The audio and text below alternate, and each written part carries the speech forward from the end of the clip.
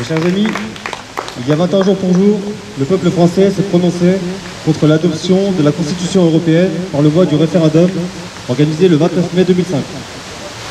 Au terme d'une campagne médiatique où tout était fait pour inciter les Français à voter oui, les éternels Gaulois réfractaires ont finalement fait le choix souverain de voter non.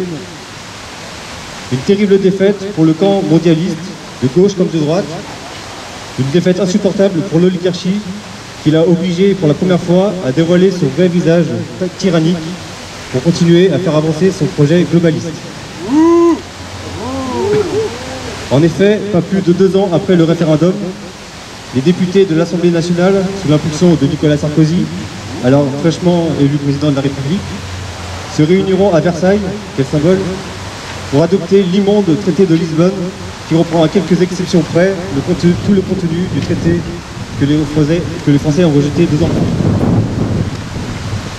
Ce viol démocratique à l'encontre du peuple français constitue à ce jour un acte de trahison majeur que les Français n'ont pas oublié. Les représentants du peuple, que sont les parlementaires, ont sciemment décidé, en votant pour l'adoption du traité de Lisbonne, de trahir la démocratie, de trahir le peuple, de trahir la France. Et donc nous voilà 20 ans après avoir mal voté en 2005. Voilà 20 ans jour pour jour que nous n'avons pas eu de référendum en France.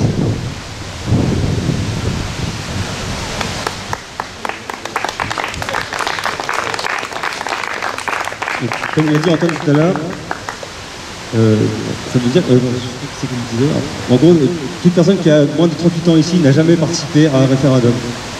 C'est un scandale alors que le référendum est prévu dans la Constitution.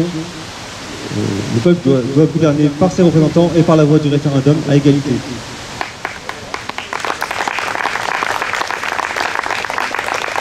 Alors qu'en est-il de la France 20 ans après le référendum de 2005 ? Effectivement, on pourrait se dire que finalement nos dirigeants avaient eu raison, qu'ils savaient mieux que nous ce qui était bon pour nous, et que tous les bienfaits que nous promettaient les partisans du oui en 2005 se sont réalisés 20 ans après. Je ne vais pas faire durer le suspense plus longtemps. Non, les partisans du oui n'ont pas eu raison, et pour cause. 20 ans après, l'agriculture française est étranglée par la concurrence déloyale créée par les traités de libre-échange entre l'Union européenne et le monde entier. 20 ans après, l'industrie française est liquidée au fil des délocalisations dans les pays de l'Est et au rythme des augmentations des prix de l'énergie. 20 ans après, les services publics français sont au bord de l'implosion de partout, au fil des directives européennes qui imposent la concurrence privée dans des secteurs qui doivent rester publics. 20 ans après, la France ne maîtrise plus sa monnaie, ses frontières, son commerce, sa santé, ses lois, son énergie et bientôt son armée et sa dissuasion nucléaire.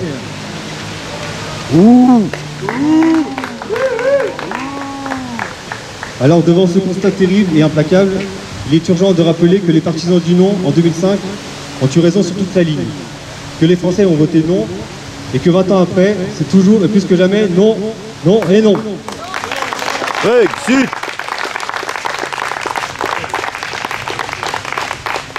Face au constat manifeste de la trahison de nos représentants qui a frappé le peuple français en 2007 et qui continue aujourd'hui tout parti confondu, il est impératif que le peuple français reprenne le contrôle sur ses représentants grâce à l'instauration du référendum d'initiative citoyenne sur tout sujet. À la fois pour imposer des sujets et des lois à nos représentants, mais aussi pour pouvoir les révoquer lorsque ceux-ci trahissent les citoyens qu'ils représentent. L'inscription du RIC dans notre Constitution est aujourd'hui indispensable pour nous permettre de remettre la pyramide à l'endroit et rappeler que le seul souverain en France, c'est le peuple français, pas ses représentants, ni les partis.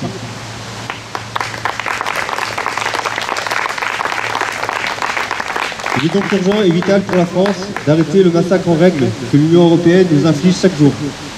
Pour cela, la solution la plus claire, la plus nette, la plus rapide, la plus adulte et donc la plus souveraine, c'est le Frexit et vite. Bravo. Vive le Brexit. Brexit, Brexit, Brexit, Brexit. Un exemple qui doit nous guider aujourd'hui en tant que souverainistes, c'est le Royaume-Uni. Le Royaume-Uni, débarrassé du carcan européiste grâce à Nigel Farage, et qui, malgré un gouvernement en place ouvertement mondialiste, obtient aujourd'hui de bien meilleurs résultats sur les plans économiques, social et migratoires qu'un pays comme l'Italie, qui, malgré un gouvernement soi-disant patriote avec Giorgia Meloni, s'obstine à vouloir rester sous l'emprise de la Commission européenne et d'Ursula von der Leyen.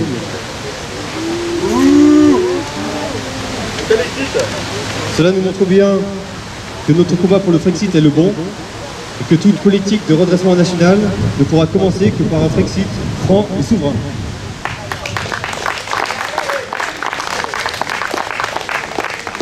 On le voit bien aujourd'hui, les slogans des européistes d'il y a 20 ans, l'Europe c'est la paix, l'Europe c'est la prospérité, l'Europe c'est la démocratie. Tous ces slogans ont progressivement puis totalement disparu au fil des années.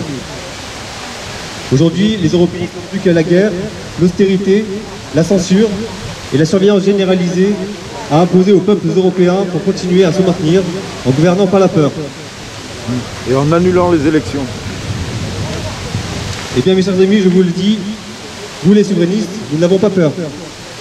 Nous n'avons pas peur de la liberté, nous n'avons pas peur du peuple souverain, nous n'avons pas peur du Frexit.